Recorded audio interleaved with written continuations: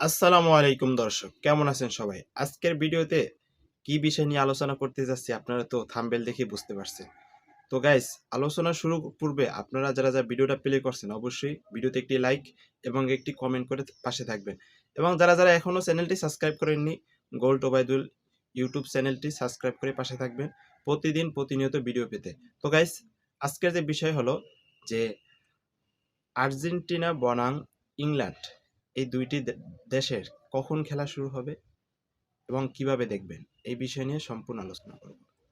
তো গাইস, যারা আপনারা এই খেলাটি দেখতে চান অবশ্যই 16ই জুলাই রাত 1টা 16ই জুলাই রাত 1টা, তার মানে আজকে রাতে আপনারা খেলা দেখতে পারবেন।